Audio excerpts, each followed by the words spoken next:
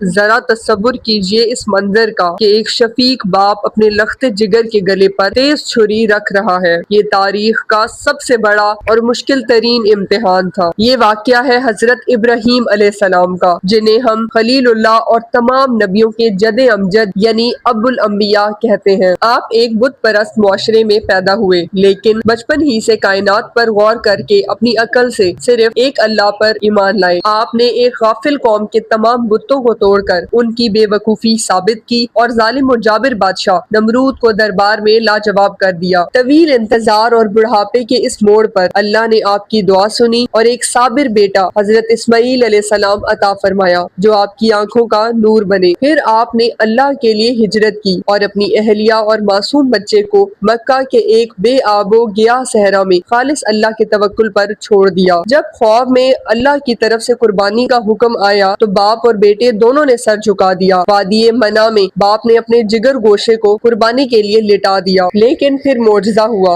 اور اللہ تعالیٰ نے آپ کی نیت اور وفاداری قبول فرمائی اور فدیے میں جنت سے ایک مینڈا قربانی کے لیے بھیج دیا۔ لیکن یہاں ایک سوال ہے کہ آخر اللہ تعالیٰ نے اپنے پیارے خلیل سے اتنی بڑی قربانی کیوں مانگی؟ تو اس کا جواب بہت ہی خوبصورت ہے۔ حضرت ابراہیم علیہ السلام نے 90 سال کی طویل دعاؤں کے بعد حضرت اسماعیل علیہ السلام کو پایا تھا، تو ان سے شدید محبت ہونا فطری تھا۔ اللہ تعالیٰ نے اس واقعے کے ذریعے انسانیت کو یہ سبق دیا ہے کہ انسان کا ایمان جتنا مضبوط ہوتا ہے اس کی آزمائش اتنی ہی بڑی ہوتی ہے، اور اس آزمائش میں صرف وہی لوگ کامیاب ہوتے ہیں جن کو دنیا کی ہر چیز سے بڑھ کر اللہ تعالیٰ سے محبت ہو۔ بعد میں حضرت ابراہیم علیہ السلام اور ان کے بیٹے حضرت اسماعیل علیہ السلام نے مل کر خانہ کعبہ کی تعمیر کی، اور آج پوری دنیا کے مسلمان ہر سال عید الاضحیٰ پر اسی بے مثال قربانی کی یاد تازہ کرتے ہیں۔ سبحان اللہ۔